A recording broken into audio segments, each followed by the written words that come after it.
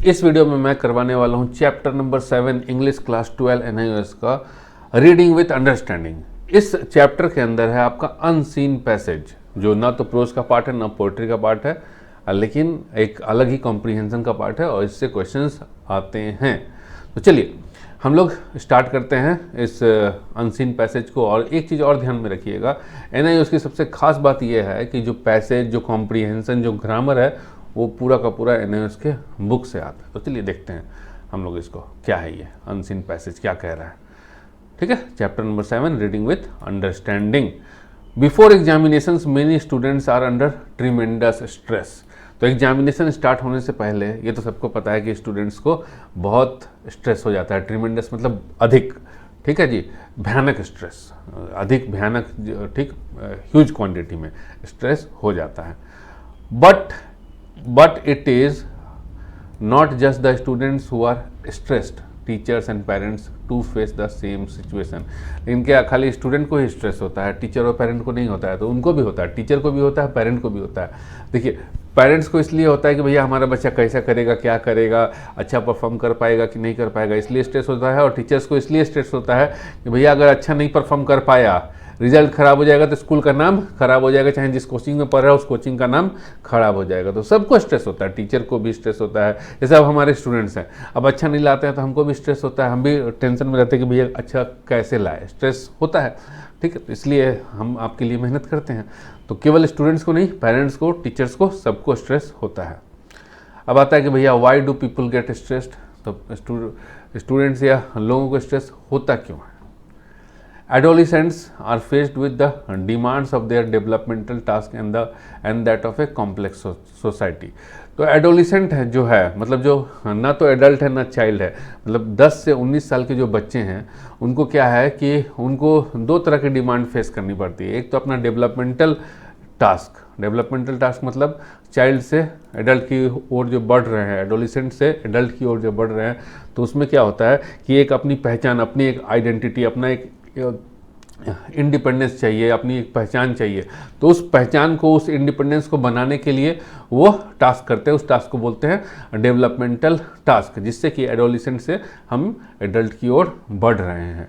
And that of A complex society. और complex society समाज है, तो समाज भी आपसे अपेक्षा करने लग जाता है। जैसे अब छोटा बच्चा है तो छोटा बच्चे से कहा जाता है कि भैया तुम कहानी सुनाओ, पोएम सुनाओ। लेकिन वही अगर एडल्ट हो जाता है तो भैया तुम ये बोर्ड का एग्ज़ाम अच्छा करो, IIT निकालो, NIT निकालो, तो एकदम बढ़िया परफॉर्म करो। तो जो है सोसाइटी चेंज हो जाता है, कॉम्प्लेक्स हो जाता है। बच्चा रहता है तो भैया पोएम सुना, उसी से काम बन जाता है कि हाँ पोएम सुना दिए, ठीक है, जॉनी जॉनी यस पापा सुना दिए, काम बन गया। लेकिन जैसे ही आप एडल्ट हो जाते हैं, 10-12 में आ जाते हैं, तो आपकी से जो समाज का एक्सपेक्टेशन है वो बढ़ जाता है और आपका भी एक्सपेक्टेशन बढ़ जाता है कि भैया हमें ये चाहिए, इंडिपेंडेंस चाहिए, हमें अपना खुद का आइडेंटिटी चाहिए, पहचान बनानी है हमें। They need to acquire skills of adjustment to emerge into adulthood unaffected by these demands. तो उनको क्या चाहिए? They need to acquire skills, उनको स्किल एक्वायर करना चाहिए। ठीक है, किस चीज़ के लिए? एडजस्ट होने के लिए। जब आप एडल्ट होते हैं ना, तो जैसे जैसे एज बढ़ता है और समाज के लोग बहुत ज़्यादा एक्सपेक्टेशन करते हैं, तो कई बार क्या होता है कि हम उस एक्सपेक्टेशन को फुलफिल नहीं कर पाते हैं। अब सब IAS IIT तो नहीं ना कर लेगा, ठीक है, सब साइंस तो नहीं पढ़ सकता है, सबका अपना अलग अलग जो है लेवल है, इंटेलेक्चुअल लेवल है, अपना क्या बोले मतलब एक्सपेक्टेशन है, फिर अपनी हॉबीज़ भी हैं, तो उसके अकॉर्डिंग डिफरेंट होता है। लेकिन सोसाइटी का जो एक्सपेक्टेशन है वो डिफरेंट होता है, तो उसको एडजस्ट करना, इसी को कहते हैं एडल्टहुड। तो एडल्टहुड में जैसे जैसे एडल्ट होते जाते हैं तो हमको एडजस्ट करना आना चाहिए, सीखना चाहिए, हमको वो स्किल एक्वायर करना चाहिए, तभी जा करके हमको स्ट्रेस कम होगा, हमारा स्ट्रेस कम होगा। If they lack these skills, अगर ये स्किल्स कम रह गया, एडॉप्टेशन का मतलब कि आप एक नहीं कर पा रहे हैं, कोई बोल दिया कि आपको ये निकालना टेंशन हो जा रहा है, ठीक है, या फिर और if too many demands are made on them they fail. ठीक है जी, अगर आप ये स्किल्स डेवलप नहीं कर पाए, जैसे कोटा में देखिए बहुत सारा बच्चा लोग जो है कुछ ऐसा हरकत कर जाता है जिससे उसके माँ बाप को भी दिक्कत होता है और बच्चा तो खैर गया ही गया। तो ये क्यों नहीं कर पाता? एक तो कारण ये है कि माँ बाप का एक्सपेक्टेशन बहुत ज़्यादा होता है कि हमारा बच्चा IIT करेगा, एम्स से डॉक्टर बनेगा, IIT से इंजीनियर बनेगा, ये और बच्चा जो है उस अपने माँ बाप को समझा नहीं पाया, उस डिमांड को फुलफ़िल नहीं कर पाया, तो भैया वो फेल हो जाता है अपने उस चीज़ में। ना तो अपने आप को एडजस्ट कर पा रहा है, ना माँ बाप को समझा पा रहा है, ना उनके डिमांड को फुलफ़िल कर रहा है। स्टूडेंट्स आर एंग्सियस, ठीक है, कौतूहल होता है उसमें स्टूडेंट्स में, and they are worried about whether they would be able to live up to the expectation of their peers, parents and teachers. तो स्टूडेंट्स में एक सब चीज़ जानने की इच्छा होती है, एंग्सियस होते हैं कि भैया हम ये काम को कर देंगे, ये काम को कर देंगे, और वरीड मतलब चिंता भी होता है उनको, किस चीज़ का, इस बात का चिंता होता है कि वेदर क्या वो एक्सपेक्टेशन ऑफ देयर पीयर्स, जो उनके सहपाठी हैं, जो उनके जैसे हो गया कि भैया तुम्हारे चाचा का लड़का तो भैया आईआईटी में बैठा है, मन्नू भैया आईआईटी में है तो तुम भी आईआईटी जाओगे, तो पीयर्स मतलब सेम लेवल वाले जो हैं उनके एक्सपेक्टेशन को मीट करना, पेरेंट की एक्सपेक्टेशन को मीट करना और टीचर्स की एक्सपेक्टेशन को मीट करना, ठीक है। उनको ये टेंशन रहता है कि भैया हम सबके एक्सपेक्टेशन को मीट करें, हमारा जाए भाड़ में, बाकी दूसरे को कर लें। तो जब तक ये एडजस्टमेंट नहीं आएगा ना कि भैया हम भी हैं, I am also a part, हमसे ये नहीं होगा, उस चीज़ को नहीं कन्वे कर पाइएगा, तब तक स्ट्रेस होगा, ठीक है। चलिए, दूसरे का खाली डिमांड फुलफिल कर देने से स्ट्रेस बढ़ेगा, कम नहीं होगा। ऑप्टिमल एंग्जाइटी मोटिवेट्स, देखिए कुछ लेवल, कुछ हद तक एंग्जाइटी मतलब चिंता जो है वो हमको मोटिवेट करता है कि भैया हाँ कल पेपर है, हम पढ़ेंगे तो अच्छा करेंगे, या फिर 1 साल के बाद पेपर है, अभी से पढ़ना शुरू करेंगे तो अच्छा करेंगे।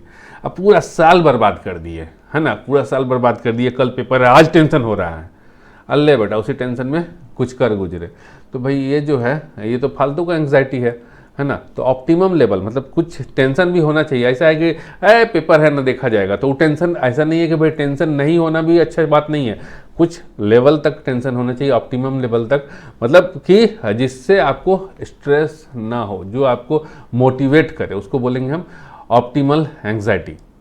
And keeps them ahead while over anxiety is disabling. Over anxiety से क्या होता है कि बेकार होता है, वो आपको नुकसान पहुंचाता है। ओवर जैसे बता दिए ना कि अब मान लीजिए कि कोई साइंस लेके बैठा है, पीसीएम भी लेकर के बैठा है, आता ही नहीं है, एकदम थर आता है, एकदम डर लगता है उससे, फिजिक्स और मैथ से, लेकिन फिर भी लेकर के बैठा हुआ है, तो भैया तो ये तो ओवर एंग्जाइटी होबे करेगा कि आपको कुछ आ नहीं रहा, आप वो चीज़ लेकर के बैठे हैं, उस डिमांड को फुलफिल करने में लगे हुए हैं जो आपसे होबे नहीं करेगा। चलिए, एंग्जाइटी इज कॉन्टेजियस, छुआछूत की बीमारी की तरह है चिंता, and passes on to other students, तो दूसरे स्टूडेंट के ऊपर भी ये पास हो जाता है, ठीक है, टीचर्स एंड पेरेंट्स, ठीक, एक स्टूडेंट से दूसरे स्टूडेंट पे पास हो जाएगा, फिर टीचर पे पास हो जाएगा और पेरेंट पे पास हो जाएगा। कैसे, जैसे कि मान लीजिए कि कोई स्टूडेंट है ना, अब वो क्या है कि पूरा का पूरा एकदम तैयारी करके रखा हुआ है, और जा करके वो दूसरे को बोल दिया जिसका कि तैयारी सही तरीके से नहीं है, अरे हमारा तो पूरा तैयारी, कल तो हम गर्दा उड़ा देंगे पेपर में। अब जो पढ़ाई कर रहा है, जिसका अभी पूरा कंप्लीट नहीं हुआ, उसको टेंशन हो जाएगा, है ना, उसको टेंशन हो जाएगा। फिर जैसे मान लीजिए कि आपका दोस्त आया, मोहन आया, तो ठीक है, आपके पापा पूछ दिए कि अब मोहन तैयारी कैसा है, आपके पापा को पता है कि आपका तैयारी परफेक्ट नहीं है, मोहन उसी में कह दिया कि अरे अंकल हम तो कल गर्दा उड़ा देंगे, 100 में 100 आएगा, तो आपके पापा को भी टेंशन हो जाएगा और जो आपको है आपको भी टेंशन हो जाएगा, ठीक है, और टीचर को तो टेंशन होगा ही होगा, सबको टेंशन हो जाएगा। तो इस चीज़ से ध्यान में रखना है कि ये जो है एंग्जाइटी, चिंता जो है छुआछूत की बीमारी है, कोई देख के चला जाएगा तो टेंशन हो जाएगा। एडोलिसेंट्स व्हेन स्ट्रेस्ड आउट, एडोलिसेंट मतलब बताए ना 10 से 19 साल के बच्चे जब स्ट्रेस होता है इनको, तब मतलब प्रेशर टेंशन जब होता है तब क्या होता है, tend to perceive everything as an emergency, हर चीज़ को मानने लग जाते हैं कि वो इमरजेंसी, अभी करना है, एकदम ज़रूरत है, सबका सब करना है, अभी ये सब एकदम 100 में 100 लेकर के आएंगे, ये करेंगे वो करेंगे, आईआईटी भी निकालेंगे, एम्स भी जाएंगे, आईएएस भी बनेंगे, सब कर लेंगे, ठीक है, क्योंकि वो एज ही ऐसा है कि जिसमें स्ट्रेस होता है, हर चीज़ को वो मान के चलते हैं कि इमरजेंसी सिचुएशन सब हमको करना है। Some of the reasons for increase in stress level are identity crisis, अपनी पहचान ना बना पाना, है ना, अपनी पहचान न बना पाना एक जो है स्ट्रेस लेवल को बढ़ाता है। जैसे मान लीजिए कि कोई आपके साथ है नए, उसमें बैठा हुआ 75% प्लस चाहिए, ठीक है, 75% प्लस कोई लेकर के आया और कोई नहीं लेकर के आया, तो भैया जो लेकर के आया 75% प्लस, उसकी एक पहचान बनी कि हाँ भैया ये 75% प्लस लेकर के आया, अब ये अपना जो एग्ज़ाम है उसमें सक्सेस बनाएगा, और जो नहीं लेकर के आया उसको तो उसका आइडेंटिटी तो खो गया, कहीं ना कहीं वो गुमनामी में खो गया। तो भैया उसको स्ट्रेस तो होबे करेगा। ठीक है। The need to make career oriented decisions, career oriented decision बनाना है भैया, हमको ये चीज़ करना है, हमको आईआईटी में जाना है, हमको 75% लाना है, तो इससे ये तो कैरियर ओरिएंटेड डिसीजन है, इससे स्ट्रेस जो है वो बढ़ेगा। Teachers and parents attitude and peer pressure, और स्ट्रेस बढ़ने का एक और कारण है टीचर्स, तुमको करना है, तुम हमारे स्कूल का नाम रोशन करोगे, करना है नहीं खाली ऐसे ही बोल दिया ना कि मोहन हमारे स्कूल का नाम रोशन करेगा, अब करेगा कि नहीं करेगा मोहन के ऊपर ऐसे ही अननेसेसरी टेंशन बढ़ गया। पेरेंट का जो एटीट्यूड है कि ठीक है कि भैया हमारा बच्चा जो है कोटा में पढ़ रहा है, हमारा बच्चा तो एकदम ऐसे ही टॉप करेगा, तो ले बेटा, वो भी स्टूडेंट के प्रेशर को बढ़ाता है। ठीक है। उसके बाद मन्नू भैया आईआईटी में है, तो वो पीयर का प्रेशर, जो हमारे साथ वाले हैं उनका प्रेशर भी हमारे ऊपर रहता है, और ये सब चीज़ जो है एक स्टूडेंट के स्ट्रेस को बढ़ाता है। ठीक है। चलिए, the inability to communicate with parents also play major role, जो अपने पेरेंट्स के साथ कम्युनिकेट नहीं कर पाते, अपनी बातें नहीं कह पाते हैं। जैसे कि मान लीजिए कि पेरेंट्स कह रहा है कि भैया तुम तो 90+ ले आओगे, इधर देख रहा है कि बच्चा का हालत ख़राब है, 90+ कौन चीज़, यहाँ तो पास होना मुश्किल है, और बच्चा जो है कह नहीं पा रहा है अपने पेरेंट्स को, तो कम्युनिकेट नहीं कर पा रहा है, तो ये भी एक टेंशन का बात है। भैया अगर कह देता कि हाँ पापा हमसे नहीं आएगा, तो उसका कुछ ना कुछ टेंशन रिलीज होगा, उसके फादर के ऊपर चला जाएगा, यार बेटा मेरा बेटे का नहीं आएगा, तो वो तो ठीक है, कुछ इसके स्टूडेंट के पार्ट में तो कमी हो जाएगा। तो यही दिक्कत है, भैया कम्युनिकेट नहीं कर पाते हैं अपने पेरेंट्स को, जिसकी वजह से स्ट्रेस का जो लेवल है वो बढ़ता जाता है। Good memory depends on upon a good brain, good memory किस पे डिपेंड करता है, तो गुड ब्रेन। ठीक है जी, बढ़िया ब्रेन होगा तो बढ़िया मेमोरी भी होगा।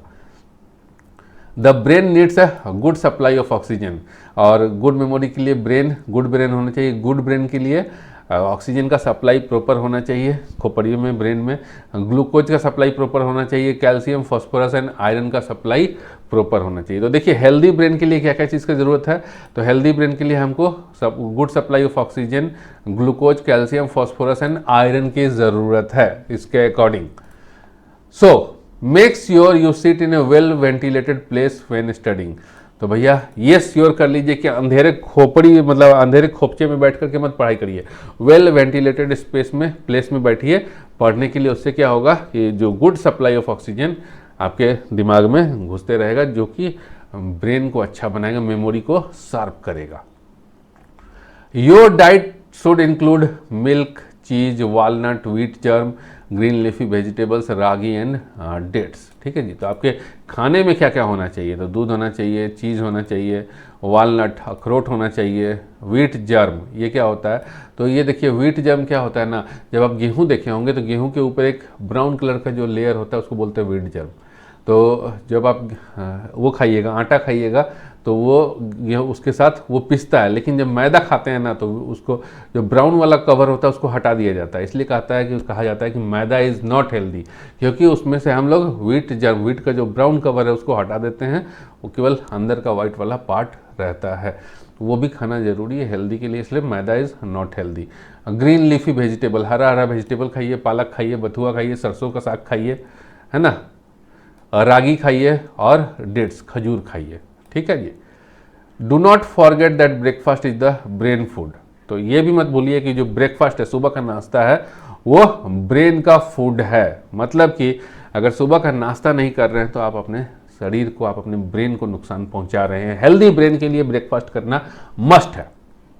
चलिए, fatty meals, sugar and acids take away calcium from the system. Fatty meals मतलब पिज़्ज़ा, बर्गर, शुगर, ठीक है जी, शुगर एंड एसिड्स मतलब कोल्ड ड्रिंक को जो पीते हैं ना, तो वो क्या होता है, कोल्ड ड्रिंक जो है वो आपके बॉडी से, आपके सिस्टम से कैल्शियम को गला देता है, कैल्शियम को ख़त्म करता है केमिकल रिएक्शन करके। ठीक है जी, तो आपको हेल्दी डाइट रखना है, ये चीज़ ध्यान में रखिए कि भैया फास्ट फूड, पिज़्ज़ा, बर्गर जो है वो नहीं खाना है। खाइए कभी कभी टेस्ट के लिए, लेकिन अब उसको डाइट में मत शामिल कर लीजिए। Diets rich in fibre like fruits and vegetables help to reduce stress, जैसे वैसे डाइट जो फाइबर रिच हैं, जैसे कि खीरा, गाजर, फिर आपका ककड़ी, ये सब तरह का डाइट खाइएगा, है ना, तो जिसमें फाइबर ज़्यादा रहता है, ठीक, तो वो भी आपके जो स्ट्रेस है उसको रिड्यूस करने में हेल्प करेगा। Good concentration is important to improve the memory. Concentration power जो है अगर अच्छा होगा तो मेमोरी आपका इम्प्रूव रहेगा। कंसंट्रेशन मतलब जो काम कर रहे हैं उसको फोकस से कर रहे हैं, ये नहीं कि इधर काम करे इधर व्हाट्सएप चला रहे, इधर काम करे इधर अच्छा उसका मैसेज आया क्या चेक कर लेते हैं, वैसा नहीं। पढ़ाई कर रहे हैं तो पढ़ाई कर रहे हैं, no message, no WhatsApp, no YouTube, उसको कहते हैं गुड कंसंट्रेशन। जो भी काम करिए आप फुल फोकस होकर के करिए, कंसंट्रेशन के साथ करिए। Learning and memorising by understanding and recalling what one has learned is helpful.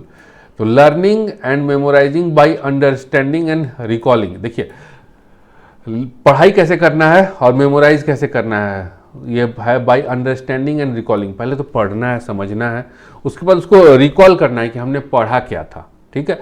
तो लर्निंग एंड मेमोराइजिंग, पढ़ना है और उसको मेमोरी में याद करना है, दोबारा से इसको रिकॉल करना है। कैसे होगा, तो जब आप चीज़ों को समझेंगे तब आप समझेंगे और उसको रिकॉल करेंगे कि भाई हम क्या पढ़े थे, वो आपके लिए हेल्पफुल होगा, वो आपके लर्निंग एंड मेमोरी को इम्प्रूव करेगा, ठीक है। अब समझे में नहीं आया तो फिर क्या इम्प्रूव करेगा, कोई चीज़ मान लीजिए आपको समझे में नहीं आ रहा है तो कहाँ आपका उसका पढ़ाई, उसको थोड़ी बोलते हैं कि पढ़ाई हुआ, वो पढ़ाई नहीं हुआ, वो बस आपने फॉर्मेलिटी पूरी करी कि आपने देखा, ऊपर ऊपर से गुजर गए हम। अरे ऊपर ऊपर से नहीं गुजरना है, आपको गो थ्रू होना है, डीप में नॉलेज लेना है, आपको पूरा समझना है।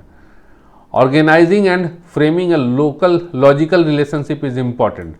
किसी भी चीज़ को ऑर्गेनाइज करना है और उसको फ्रेम करना और एक लॉजिकल रिलेशनशिप पे अराइव होना है कि भैया हम इंग्लिश पढ़ रहे हैं, मान लीजिए कि जो अभी आपको हम पढ़ा रहे हैं तो इसलिए पढ़ा रहे हैं ना, ये इंपॉर्टेंट है आपके एग्जाम पॉइंट ऑफ व्यू से, तो ये चीज़ को ध्यान में देना है कि ऐसा नहीं है कि कुछ भी पढ़ रहे हैं जो इरेलीवेंट है, हाँ वो बोल दिया कि ये वाला चीज़ पढ़ लीजिए लेकिन मतलब का नहीं है उसको पढ़े जा रहे हैं, तो ऐसा नहीं है। सब चीज़ों को ऑर्गेनाइज कीजिए कि हमको पढ़ना क्या है, उसको एक पर्टिकुलर उसको फ्रेम करिए कि हाँ ये चीज़ पढ़ेंगे, इसी से इतना इतना नंबर का आएगा, ये हम पढ़ेंगे, ठीक है। एक रिलेशनशिप बनाइए, रिलेशनशिप मतलब लॉजिकल रिलेशनशिप, भैया ये इतना मार्क्स का आएगा तो हमको इतना टाइम देना है, ये टॉप चैप्टर नहीं आता तो हमको इसमें इतना टाइम देना है, वो रिलेशनशिप बनाइए, वो इम्पॉर्टेंट है।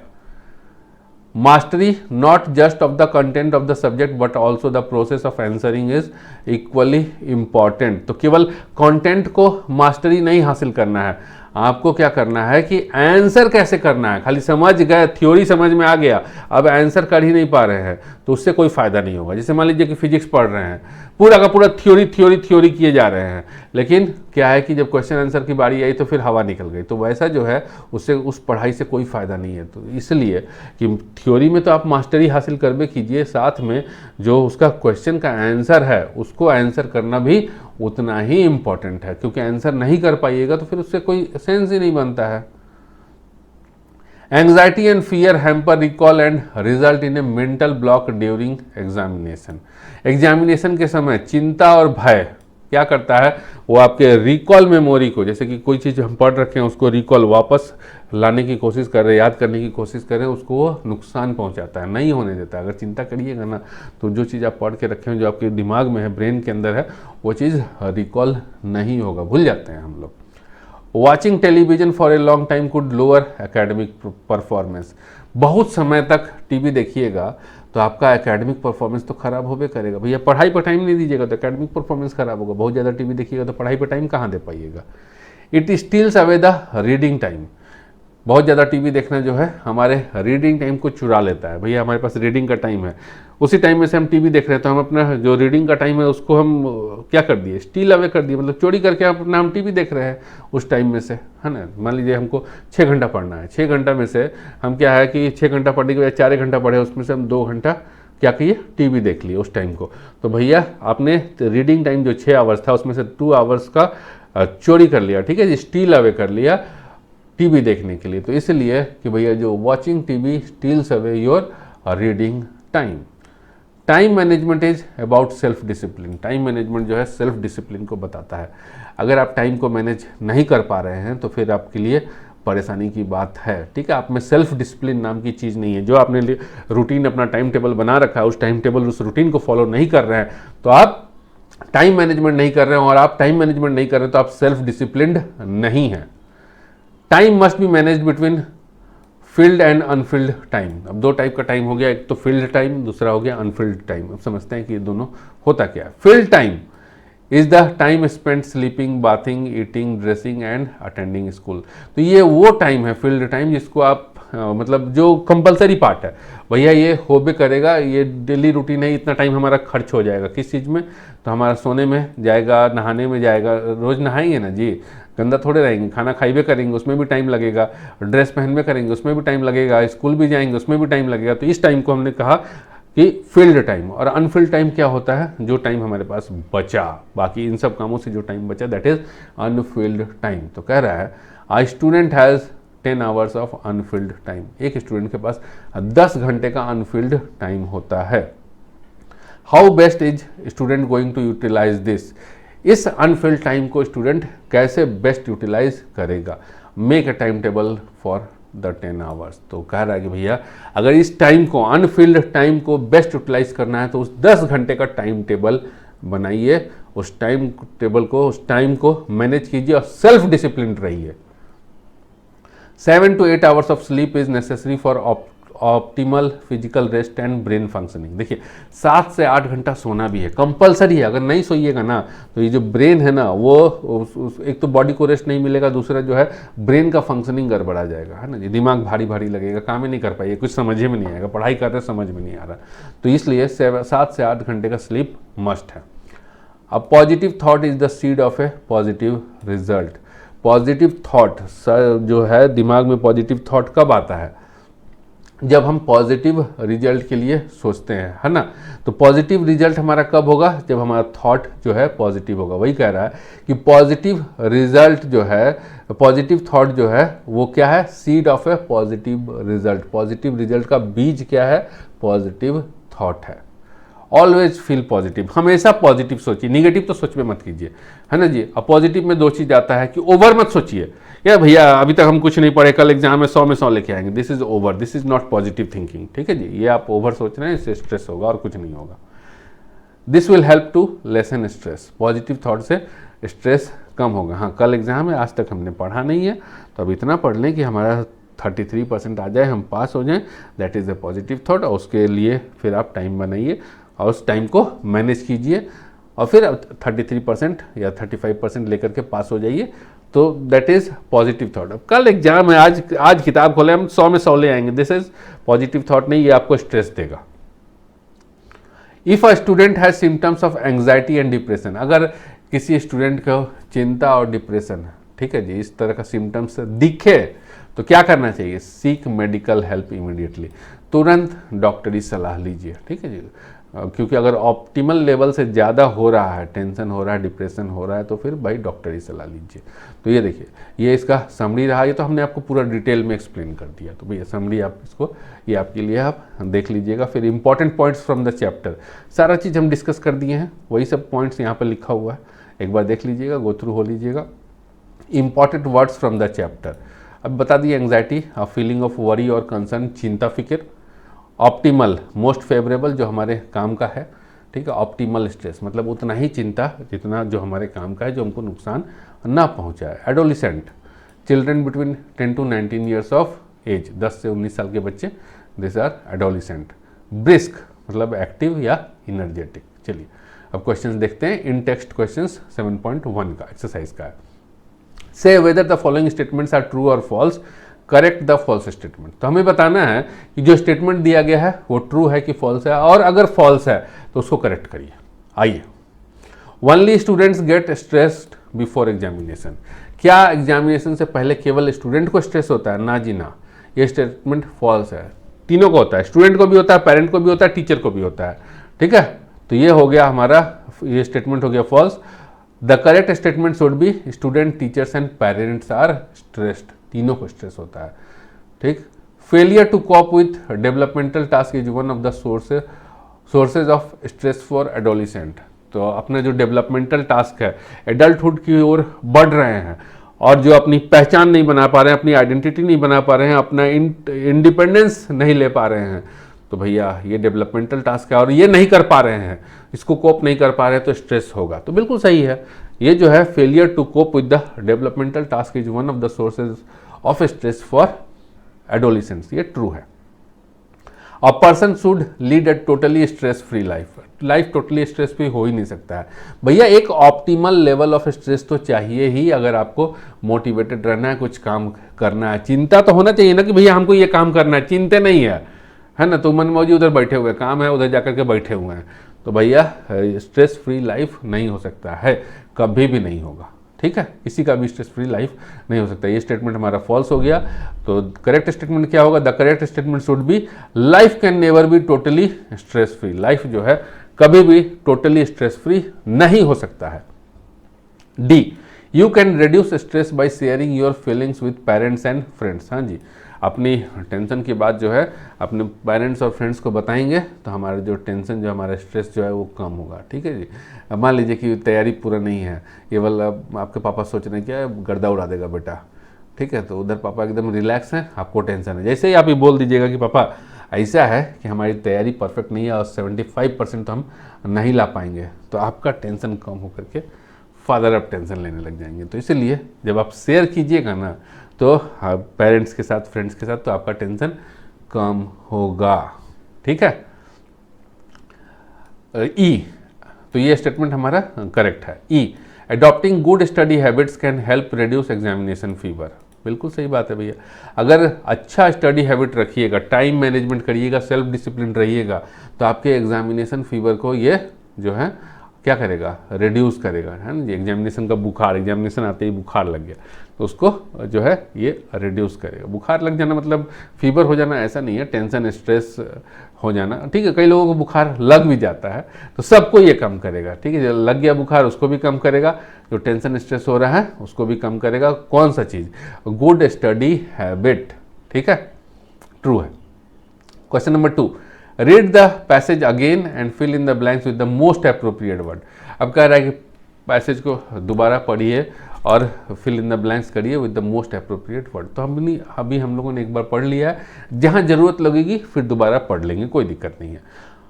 Almost every one in society today suffers from, यहाँ पे क्या आएगा? तो stress.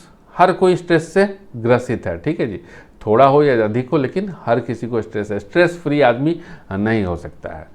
Perhaps the worst affected are, सबसे ज़्यादा इफेक्ट किसको होता है? स्टूडेंट या फिर एडोलिसेंट को। तो यहाँ पर पहला वाला पार्ट में आ गया आपका ये आ गया स्ट्रेस, सेकंड में आ गया वर्स्ट इफेक्ट, सबसे ज़्यादा इफेक्ट होता है स्टूडेंट या एडोलिसेंट्स को। तो यहाँ स्टूडेंट्स लिखिए या फिर एडोलिसेंट्स लिखिए, दोनों सही है। This is because adolescents have to cope with two set of problems at the same time. ये ऐसा इसलिए होता है कि एडोलिसेंट्स को दो set of problem same time पे, एक तो वो एडल्ट हो रहे हैं तो जो आपका डेवलपमेंटल टास्क, और दूसरा सोसाइटी के साथ जो है वो मैनेज करके भी चलना है। तो दो चीज़। ठीक है, तो पहला है द डैश टास्क, तो डेवलपमेंटल, यहाँ आ जाएगा डेवलपमेंटल टास्क। ठीक है जी, एडल्टहुड की तरफ बढ़ रहे हैं तो डेवलपमेंट हो रहा है, चाइल्ड से एडल्ट की तरफ, तो वो developmental task that they need to do as a part of their growing up. Growing up का एक पार्ट है डेवलपमेंटल टास्क, वो end into a complex society. And ये जो है यहाँ पे क्या आएगा? Into a complex society. तो यहाँ के लिए देखिए यहाँ पर है adjusting into a complex society. ठीक है, हमने लिख रखा है, ये वाला पार्ट यहाँ पे है नहीं, देखिएगा ना कि ये जो है बोल रहे हैं कि दोबारा पढ़ लीजिए। तो कुछ चीज़ें ऐसी होती हैं कि दोबारा पढ़ लेने से भी आपको समझ में नहीं आएगा। तो एक चीज़ है कि भैया ये तो डेवलपमेंटल पार्ट वाला तो है यहाँ पर, और दूसरा चीज़ क्या है? And dash into a complex society. तो यहाँ पे आंसर आएगा adjusting, adjusting into a complex society. तो एडजस्टिंग वाला ये जो सेंटेंस देखिएगा, ये जो वर्ड देखिएगा, उसके अंदर नहीं है, उस पूरे पैसेज के अंदर नहीं है। तो कुछ चीज़ें आपको अपने से भी लिखनी है, लेकिन मैक्सिमम, ठीक है, मैक्सिमम जो है आपको उस पैसेज के अंदर ही मिलेगा। क्लियर है? Furthermore young people have to live up to the dash of their peers. तो जो यंग पीपल हैं उनको क्या करना होता है? एक्सपेक्टेशन फुलफिल करना होता है। जो हमारे सहपाठी हैं, मन्नू भैया IIT गए हैं, तुमको भी जाना, तो उस मन्नू भैया के जो एक्सपेक्टेशन जो है ना कि भैया मन्नू भैया गए हैं तो आपको भी जाना है, तो वो एक्सपेक्टेशन फुलफिल करना है। पीयर्स, उनको पीयर्स बोलते हैं, जो हमारे साथ के लोग होते हैं ना, तो उनको हम पीयर्स कहते हैं। ठीक है जी, तो live up to the expectation of their peers, यहाँ एक्सपेक्टेशंस आ जाएगा। पीयर्स, उसके बाद पेरेंट्स एंड टीचर्स, तो यहाँ आ जाएगा पेरेंट्स, तीन होता है, पीयर, पेरेंट और टीचर, तीनों के एक्सपेक्टेशन को फुलफिल करना है। तो पीयर लिखा ही है तो यहाँ, और टीचर यहाँ लिखा ही है तो यहाँ आ जाएगा पेरेंट। तो यहाँ पर 5 नंबर पे हो गया एक्सपेक्टेशंस, यहाँ पर पेरेंट्स। ठीक है, they have to make difficult dash oriented decisions. तो किस टाइप का डिसीजन उनको लेना होता है भैया? Career oriented, difficult career oriented. भैया हमको इंजीनियरिंग में जाना है, हमको डॉक्टरी में जाना है, हमको पायलट बनना है, हमको गवर्नमेंट जॉब में जाना है, हमको IAS बनना है, हमको दुकान खोलना है, बिजनेसमैन बनना है, क्या बनना है? तो कैरियर ओरिएंटेड डिसीजन जो है उनको लेना होता है, and that is a difficult career oriented decision. इसलिए कहा जाता है कि भैया कैरियर ओरिएंटेड डिसीजन जो होता है वो डिफिकल्ट होता है, इसलिए यहाँ पर डिफिकल्ट वर्ड का यूज है। They have to make difficult career oriented decisions, यहाँ आ जाएगा career. Sometimes they suffer from dash crisis, कभी कभी वो किस क्राइसिस से सफ़र करते हैं? तो आइडेंटिटी, अपनी पहचान जो है वो भूल जाते हैं, तो identity crisis. Sometimes they suffer from identity crisis, ठीक है, यहाँ आएगा आपका आइडेंटिटी। नेक्स्ट है however all stress is not bad. हमको पता ही है कि भैया सब स्ट्रेस बैड नहीं होता, ऑप्टिमल स्ट्रेस जो होता है वो गुड फॉर वो मोटिवेट करने के लिए काम आता है। And optimal level of stress is motivating, देखिए यहाँ पर आ जाएगा ऑप्टिमल, ठीक है, 9 नंबर में। And optimal level of stress is motivating. One can keep anxiety and fear away by good skills. तो हम अपना जो एंग्जाइटी, डर और चिंता जो है वो दूर रख सकते हैं। कैसे दूर रख सकते हैं? ठीक है, अपने पेरेंट्स को बता दीजिए, अपने पीयर्स को बता दीजिए, दूर हो जाएगा। तो बता देंगे मतलब कम्युनिकेट कर देंगे। So one can keep anxiety and fear away by good communication skills, मतलब जब आपका कम्युनिकेशन स्किल अच्छा होगा तभी आप उसको चिंता और डर को दूर रख सकते हैं। Good eating and study habits, ठीक है जी। तो 3 चीज़ें, good communication skill, good eating और स्टडी हैबिट्स, ये अच्छा रखिएगा तो चिंता और भय आपसे दूर रहेगा, ठीक। तो ये हो गया हमारा question number 2। Question number 3, select a suitable title for the passage from the options given. तो ये 3 ऑप्शंस दिया है, इसमें से बताइए कि भैया सुटेबल टाइटल क्या होगा। तो ये देखिए स्टूडेंट्स के बारे में, एग्जामिनेशन से स्ट्रेस होता है, तो सुटेबल टाइटल जो है एग्जामिनेशन रिलेटेड होना चाहिए। तो examination fever is the suitable title, क्योंकि यहाँ एग्जाम के बारे में ही बता रहा है भैया, एग्जाम से रिलेटेड ही स्ट्रेस के बारे में बता रहा है। स्ट्रेस इन मॉडर्न लाइफ, ये सब के बारे में थोड़ी बोल रहा है, ये बच्चे के बारे में बोल रहा है, एग्जाम रिलेटेड जो स्टूडेंट्स हैं उनके बारे में बोल रहा है, तो ये नहीं।